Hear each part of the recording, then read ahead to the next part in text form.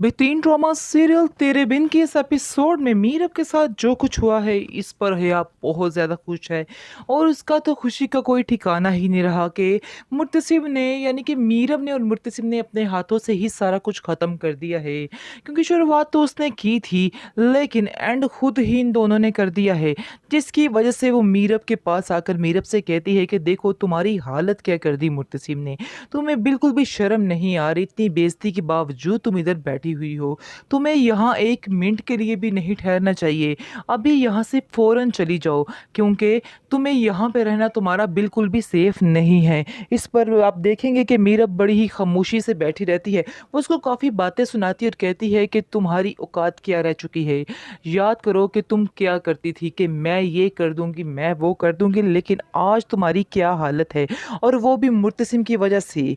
आगे से वो बहुत ज़्यादा परेशान होती है और उसको साफ-साफ हया कहती है कि यहाँ से दूर चली जाओ, कराची चली जाओ अपने माँ-बाप के पास और वहाँ पर जाकर अपनी बाकी की ज़िंदगी गुज़ारो। क्यों इस अज़ियत के साथ ज़िंदगी गुज़ारना चाहती हो? आगे से मीर अब अपनी उसकी इस बात को सही समझती है और वहाँ से चल पड़ती है। लेकिन मुर्तसिम को बहुत ज़्यादा तकलीफ़ भी है कि मीरब आखिर कहाँ गई?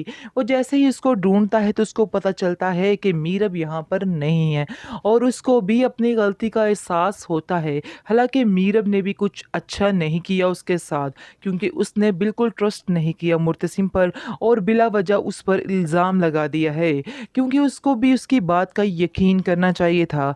लेकिन मीरब ने ऐसा नहीं किया, बल्कि उल्टा उसके मुँह के ऊपर थप्पड़ मारा, जिसकी वजह से वो इस बात को बर्दाश्त नहीं कर सका।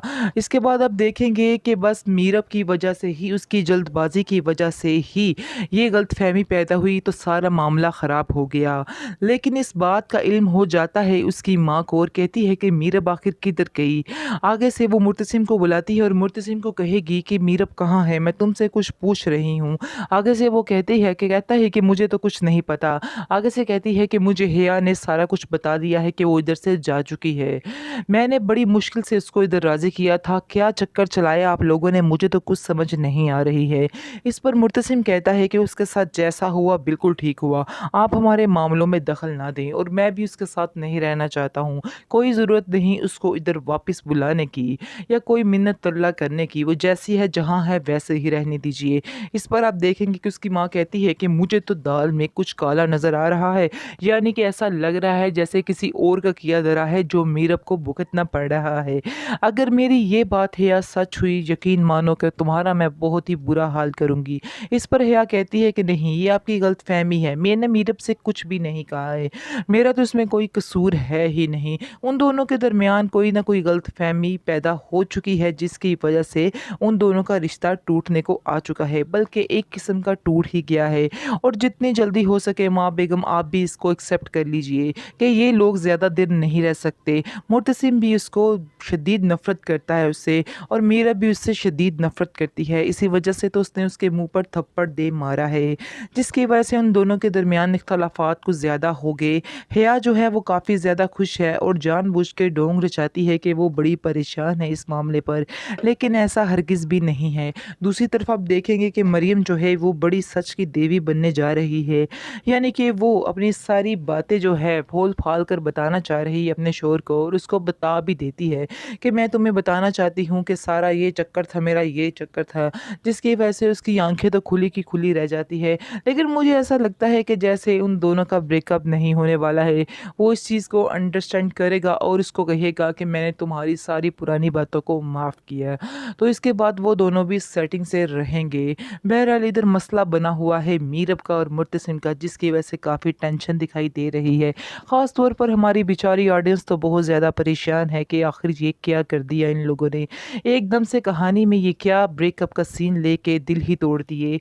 बहरहाल आप देखेंगे कि मुझे तो ऐसा लगता है कि जैसे दोनों फिर से एक हो जाएँगे, इसलिए ज़्यादा टेंशन ना लीजिएगा। नाज़रीन, ये तो सिर्फ़ एक ड्रामा है। देखेंगे कि वो मुर्तसिम से कहती है कि आप दोनों के दरमियान क्या लड़ाई झगड़ा हुआ है? मैं तुमसे पूछना चाहती हूँ। इस पर मुर्तसिम कहता है कि मैं इस बारे में कोई बात नहीं करना चाहता हूँ।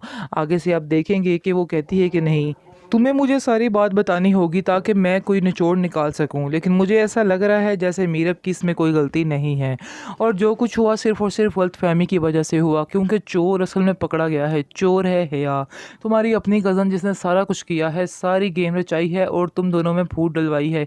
इसलिए तुम्हें इन बातों का भूलना होगा और जाकर उससे माफ़ी तलाफ़ी करके उसको घर लेके आना होगा। इसके बाद आप देखेंगे कि मुर्तसिम जो है पहले तो मानता ही नहीं, कहता है कि नहीं मैं नहीं जाऊँगा वहाँ पर, ऐसा हो ही नहीं सकता कि मैं उसको बनाकर घर लेके आऊँ। इस पर हिया कहती है कि आप बहुत बड़ी गलती कर रहे हैं उसको इधर लाने की। आप दोबारा इसको लेके आएँगे, दोबारा से वही तमाशे इधर लगेंगे। इसलिए बेहतर यही है कि उसको दिल से निकाल दें और उसको उधर ही रहने दें, वो वहीं पे बेहतर है। आगे जो उसकी माँ कहती है मुर्तसिम की, अब मैं तुम्हारा बंदोबस्त करती हूँ। अब मुझे समझ लग चुकी है कि सारी असल फ़साद की जड़ जो हो वो तुम ही हो।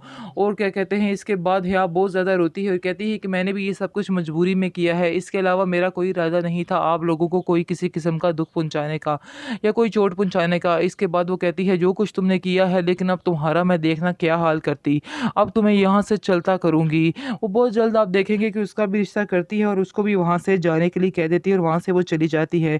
दूसरी जगह मरियम आती है कुछ दिन बाद अपने घर और आकर अपनी माँ से कहती है कि मैंने सारा कुछ अपने शोहर को बता दिया था, सारी हकीकत बयान कर दी थी। इसके बाद उसने मुझे एक्सेप्ट किया है, तो अब मैं थोड़ी रिलैक्स हूँ और मुझे ऐसा लग रहा है कि जैसे अब जो कुछ हुआ है बिल्कुल ठीक हो गया है। यानी कि मेरे दिल में जो बोझ था वो भी कम हो चुका है, इसलिए अब मैं बिल्कुल इन बातों पर परेशान नहीं हूँ। उसकी माँ कहती है वैसे की तो तुमने बहुत बड़ी बेवकूफ़ी है, बहरहाल तुमने अब बेवकूफ़ी कर दी है तो अब तुम्हारा क्या हो सकता है। इसलिए चलो जो हो गया बेहतर हो गया, इसका मतलब है तुम्हारा काम भी सेट हो गया है। दूसरी तरफ आप देखेंगे कि वो मीरब को मनाने के लिए जाते हैं। मीरब पहले तो बड़े नखरे करती है, कहती नहीं जी मैंने नहीं आना, मैंने नहीं आना, ये नहीं करना, वो नहीं करना। वो कहती मैं इधर नहीं आ सकती हूँ। आगे से आप देखेंगे कि मुर्तसिम की माँ जो है वो उसको कहती है कि मेरी खातिर तुम घर चलो। आगे से वो कहती है पहले भी आपकी खातिर ही घर आई थी, तो सारा तमाशा मैंने अपनी आंखों से देखा था। अब मैं आपको सारी बात क्लियर बताऊँ कि उधर हुआ क्या था। वो कहती है तुम्हें मुझे कुछ भी बताने की ज़रूरत नहीं है, मुझे सारी समझ आ चुकी है कि हिया ने क्या चालाकी की है। इस तरह से आप देखेंगे कि बहुत ज़्यादा परेशान होती है, रोती है। मीरब कहती है कि नहीं आप लोगों ने मेरे साथ बिल्कुल अच्छा सलूक नहीं किया है, मुझे आप लोगों से ये उम्मीद नहीं थी। आगे से मुर्तसिम की माँ उसको कहती है कि तुम अब परेशान मत हो, क्योंकि घर से जो कीड़ा था वो मैंने निकाल दिया है, यानी कि हिया को इस घर से चलता कर दिया है। अब तुम्हें उधर कोई भी परेशान करने वाला नहीं है। अब वो समझो तुम्हारा ही घर है, तुम अपनी मर्ज़ी से उधर रह सकती हो। कोई तुम्हें किसी चीज़ में रोक-टोक नहीं होगी, इसलिए तुम्हें टेंशन नहीं लेनी और तुम्हें सीधा-सीधा मेरे साथ जाना है। और हम सब तुमसे माफ़ी माँगते हैं, मुर्तसिम भी तुमसे माफ़ी माँगता है, हमें सबको माफ़ कर दो और हमारे साथ चलो। आगे से उसके माँ-बाप उसको समझाते हैं कि नहीं तुम्हें उधर जाना चाहिए, वो सब तुमसे माफ़ी माँग रहे हैं। यानी कि इसमें उन्होंने बताया है कि उसकी तरबियत का असर ये है कि वो बड़ों की बात को टाल नहीं सकी, तो इस तरह से वो माँ बेगम के साथ, मुर्तसिम के साथ उनके घर वापस चली जाती है। वहाँ पर जाकर वो बहुत ज़्यादा सारे खुश रहते हैं। मीरब जो है वो भी बहुत ज़्यादा खुश रहती है और पुरानी सारी बातें वो दोनों भूलकर एक नई ज़िंदगी की शुरुआत करते हैं। दूसरी तरफ आप देखेंगे हिया भी अपने घर में खुश है और मरियम भी अपने घर में खुश है। यानी कि उनकी फैमिली बहुत ज़्यादा खुश नज़र आ रही है। मरियम बहुत ज़्यादा खुश होती है जब मीरब को देखती है, मुर्तसिम के साथ कहती है कि मैंने बहुत सी दुआएँ माँगी थी तुम्हारे लिए जो आज कबूल हो चुकी हैं। आगे से अगर आपको ये मेरी वीडियो पसंद आई है तो काइंडली मेरे चैनल को ज़रूर सब्सक्राइब कीजिएगा। शुक्रिया।